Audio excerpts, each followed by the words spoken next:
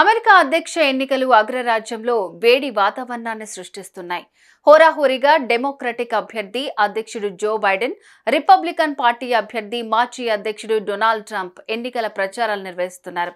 ఇప్పటికే డిబేట్, పలు బహిరంగ సమావేశాల్లో పాల్గొని ఎన్నికల అజెండాపై విమర్శలు చేసుకుంటున్న నేపథ్యంలో అమెరికా రాజకీయాల్లో అగ్గిరాజుకుంది. తాజాగా పెన్సిల్వేనియాలోని ఎన్నికల ప్రచార ర్యాలీ సభలో మాజీ అధ్యక్షుడు డొనాల్డ్ ట్రంప్ పై కాల్పుల ఘటన చోటు చేసుకుంది. అమెరికా మాజీ అధ్యక్షుడిపై హత్యాయత్నానికి పాల్పడి సీక్రెట్ సర్వీస్ పోలీసుల కాల్పుల్లో మరణించిన దుండగుణ్ణి 20 ఏళ్ల థామస్ మాథ్యూ క్రూక్స్ గా FBI గుర్తించింది. ఈ కేసును హత్యాయత్నంగా పరిగణిస్తున్న పోలీసులు ఆ దిశగా ముమ్మర దర్యాప్తు చేస్తున్నారు. ఈ ఘటనలో ట్రంప్ కు గురిపెట్టిన బుల్లెట్ తగిలి ఓ వ్యక్తి మరణించగా మరో ఇద్దరికి తీవ్ర గాయాలయ్యాయి.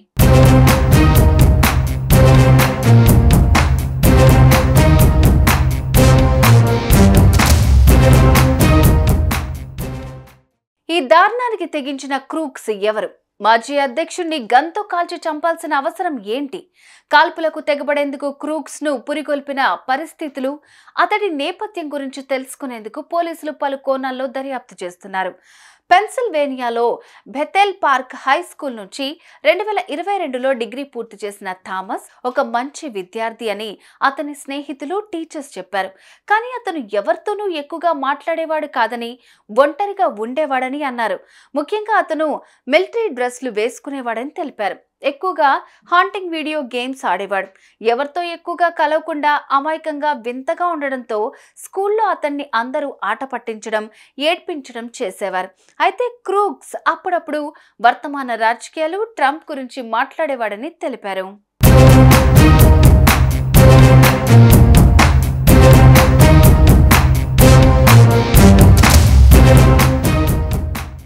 తనకు 2021లో 18 ఏళ్లు నిండగానే క్రూక్స్ రిపబ్లికన్ పార్టీలో సభ్యత్వం కోసం రిజిస్టర్ చేసుకున్నాడు.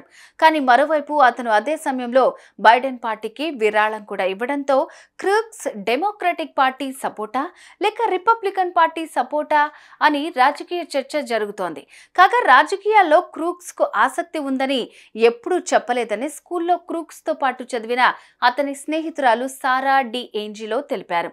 అలాగే ట్రంప్ అంటే అతనికి ద్వేషమని కూడా ఏ సందర్భంలోనూ చెప్పలేదని తెలిపింది. కానీ క్రూక్స్ ఒక మంచి స్టూడెంట్, ఎప్పుడు ఒంటరిగా ఉండేందుకే ఇష్టపడేవాడని, మిగతా ఫ్రెండ్స్ తో ఎక్కువగా కలిసేవాడు కాదని పేర్కొంది. కాగా క్రూక్స్ కార్లో ఓ అనుమానాస్పద వస్తువును కూడా పోలీసులు గుర్తించారు. దీన్ని ప్రస్తుతం బాంబ్ టెక్నీషియన్లు పరీక్షిస్తున్నారు. పేలుడు పరికరాలను కూడా స్వాధీనం చేసుకున్నట్లు చెప్పారు. దాడి చేసిన వ్యక్తి మృతదేహం లభించిన భవనం AGR ఇంటర్నేషనల్ కంపెనీకి చెందినదిగా గుర్తించారు భద్రతా సిబ్బంది. ఇది గాజు, ప్లాస్టిక్ ప్యాకేజింగ్ పరిశ్రమకు ఆటోమేటిక్ పరికరాలను సరఫరా చేసే అంతర్జాతీయ సంస్థ.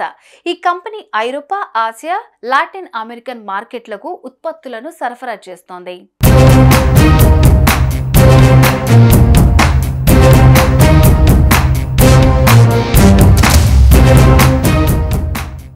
అయితే ఒక అంతర్జాతీయ కంపెనీ భవనంలోకి దుండగుడు ఎలా ప్రవేశించాడు అనేది ఆరా తీస్తున్నారు పోలీసులు. అంత పెద్ద కంపెనీలోకి వెళ్లాలంటే భారీ చెకింగ్ ఉంటుంది. ఈ కంపెనీలో ఉండేవారు ఎందుకు గమనించలేదు అని కూడా ఆరా తీస్తున్నారు సీక్రెట్ సర్వీస్ సిబ్బంది. అంతేకాకుండా దుండగుడు ట్రంప్పై కాల్పులు జరిపేందుకు ఆ భవనాన్ని ఎందుకు ఎంచుకున్నాడు, అంత పెద్ద కంపెనీ అయ్యున్న దుండగులు ఎలా వెళ్ళగలిగారు తదితర అంశాలపై US సీక్రెట్ సర్వీస్ సిబ్బంది దర్యాప్తు చేపడుతున్నట్లు తెలుస్తోంది. క్రూక్స్ ఫోన్లోని సమాచారం ఆధారంగా హత్యాయత్నానికి గల కారణాలు తెలుసుకునేందుకు ప్రయత్నిస్తున్నారు. ఇక నిందితుడు ఉపయోగించిన గన్ సెమీ ఆటోమేటిక్ రైఫిల్ అని తెలిపారు. ట్రంప్ పై కాల్పులు జరిపిన సమయంలో కూడా క్రూక్స్ ఒక మిలిటరీ హాంటింగ్ డ్రెస్ ధరించి ఉన్నాడని స్థానిక మీడియా తెలిపింది.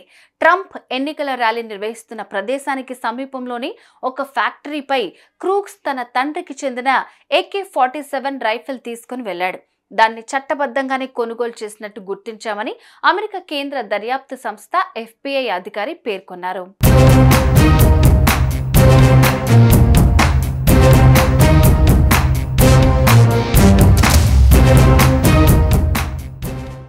ట్రంప్ ప్రసంగం మొదలుపెట్టిన కాసేపట్లోనే క్రూక్స్ కాల్పులు మొదలుపెట్టాడు. ఈ దాడిలో ట్రంప్ చెవికి గాయం కాగా 50 ఏళ్ల కొరే కొంపెరేటోర్ అనే రిపబ్లికన్ వాలంటీర్ చనిపోయాడు. బుల్లెట్ ట్రంప్ చెవికి తగిలి ఆ తర్వాత ట్రంప్ వెనుక ఉన్న కొరే శరీరంలోకి దిగింది. ఈ ఘటనలో మరో ఇద్దరికి గాయాలయ్యాయి. ఇక క్రూక్స్ కు మెంటల్ డిసార్డర్ ఉన్నట్టు ఇప్పటి వరకు ఏ ఆధారాలు దొరకలేదని కూడా అధికారులు తెలిపారు. అతడికి మిలిటరీ వ్యక్తులతో కూడా ఎటువంటి సంబంధాలు లేవని పేర్కొన్నారు. ఒంటరిగానే ఈ హత్యాయత్నానికి క్రూక్స్ పాల్పడి ఉంటాడని పోలీసులు అంచనా వేస్తున్నారు. క్రూక్స్ రాజకీయ నేపథ్యంపై కూడా అస్పష్టత నెలకొంది. ట్రంప్ పార్టీకి చెందిన రిపబ్లికన్ పార్టీ సభ్యుడిగా పేరు నమోదు చేసుకున్నప్పటికీ గతంలో డెమోక్రటిక్ పార్టీకి కూడా విరాళం ఇచ్చినట్టు అధికారులు గుర్తించారు. అతడి డిస్కార్డ్ సోషల్ మీడియాలో అకౌంట్లో రాజకీయపరమైన అంశాలు చర్చించిన ఆధారాలు కూడా దొరకలేదు. మరోవైపు నిందితుడి తండ్రి కూడా మీడియాతో ఘటనపై స్పందించారు. తన కుమారుడి చర్యకు గల కారణాలను పూర్తిగా తెలుసుకున్నాకే స్పందిస్తానని పేర్కొన్నారు.